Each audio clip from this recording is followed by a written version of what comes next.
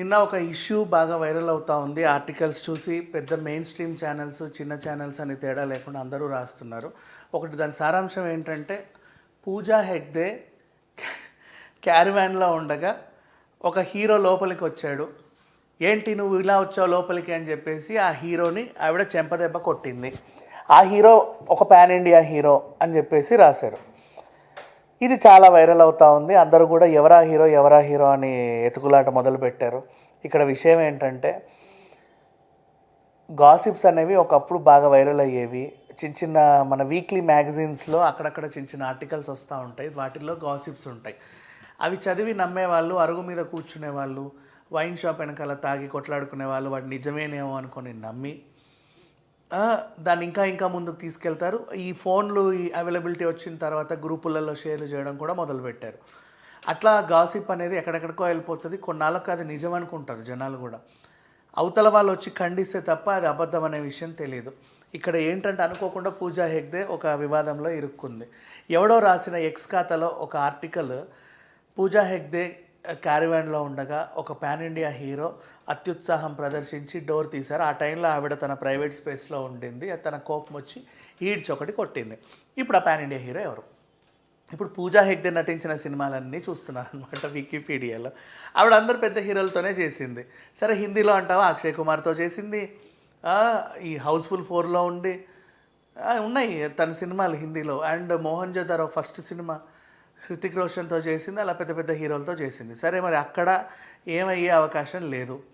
Next, ఇండస్ట్రీలో గొప్ప గొప్ప వంశంలకి చెందినటువంటి నెక్స్ట్ జనరేషన్ హీరోలతో పనిచేసింది.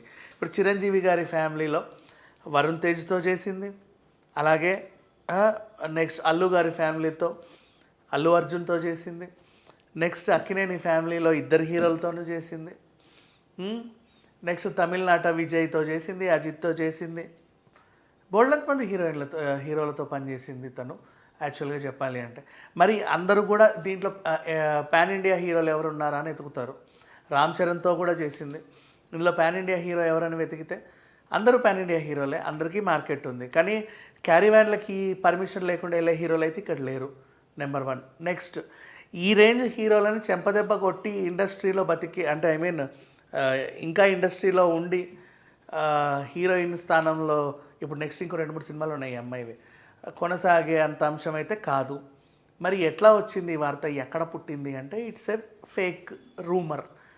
మరి ఈ ఫేక్ రూమర్ని నమ్మి చేస్తారో నమ్మక చేస్తారో తెలియదు. కానీ దాని కింద కామెంట్స్ ఎట్లా అయితే ఉన్నాయంటే, ఆ పాన్ ఇండియా హీరో మీ ఓడే అని చెప్పేసి మిగతా హీరోల ఫ్యాన్స్ దాడి చేయడం.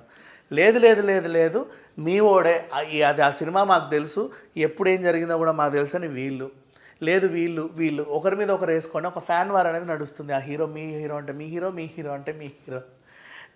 ఎక్కడ స్టార్ట్ అయ్యి ఎక్కడికి వెళ్ళింది, ఎక్కడ ముగుస్తుంది ఏంటో అర్థం కావట్లేదు వివాదాలు. కానీ కింద కొట్టుకుంటున్నారు. నెక్స్ట్ దాంట్లో మాకు తెలియదా, పలానా సినిమాకి పలానా షూటింగ్లో పలానా లొకేషన్లో జరిగింది ఇది అని వీళ్ళు ఖచ్చితంగా ఒకటి రాయడం, దానికి రిప్లై ఇస్తా ఇంకొకడు కౌంటర్ ఇవ్వడం.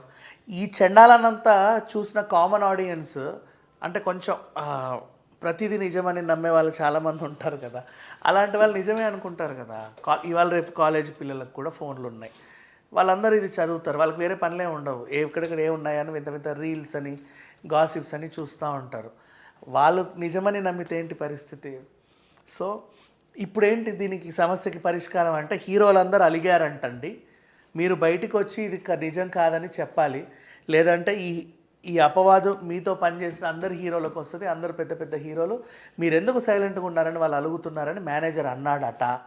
దానికి పూజా హెగ్డే, అసలు నేను చెయ్యని దానికి నేను ఎందుకు దానికి సమాధానం చెప్పాలి? సమాధానం చెబితే కొంతమంది చెప్పొచ్చావులే అంటారు, కొంతమంది నిజమేనేమో అని నమ్ముతారు. చెప్పొచ్చావులే అనేవాళ్ళు నన్ను నెగిటివ్గా తీసుకుంటారు.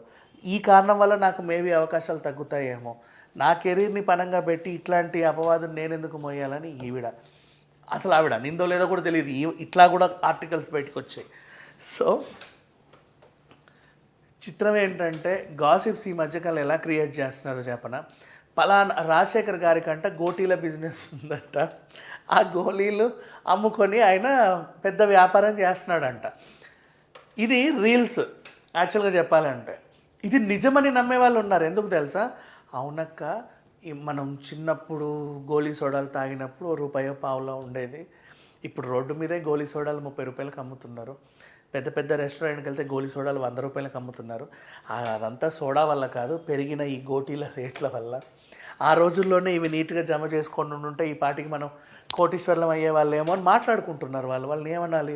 వాళ్ళ అమాయకత్వాన్ని చూసి అయ్యో పాపం అనాలా? ఈ క్రియేట్ చేసిన వాడి నైపుణ్యాన్ని చూసి ఏంట్రా బాబు అనాలా? ఏమీ అర్థం కావట్లా. పలానా సుమ గారికి కేరళలో ఎంత పెద్ద బంగ్లా ఉందో చూసారా అని ఒక వీడియో, ఏదో పిచ్చి బంగ్లాని తీసుకొచ్చి అక్కడ వీడియో వేసేవాళ్ళు. కోర్స్ కొంతమంది క్లారిటీలు ఇచ్చుకున్నారు అది కాదని, బట్ అందరికి అంటగడుతున్నారు వాళ్ళకి ఏదో బిజినెస్లు ఉన్నట్టు, లేదంటే వాళ్ళ షూటింగ్లో ఏదో జరిగినట్టు. ఎందుకంటే షూటింగ్లలో ఏం జరుగుతుందో ఎవరికి తెలియదు కదా. మన మార్కెట్లోకి వచ్చేస్తే వాళ్ళు షూట్లు చేయరు. ఆ మార్కెట్నే ఓ దగ్గర సెట్ లాగేసి అక్కడ షూట్లు చేసుకుంటారు. వాళ్ళ మీద ఎలాంటి గాసిప్స్ వచ్చినా నిజమే అని నమ్ముతారు. దయచేసి ఇట్లాంటి గాసిప్స్ని నమ్మకండి. అండ్ ఏ పాన్ ఇండియా హీరోలు కూడా క్యారీవ్యాన్లోకి వెళ్ళరు. ఇంకోటి, క్యారీవ్యాన్ గురించి ప్రత్యేకంగా చెప్పాలి.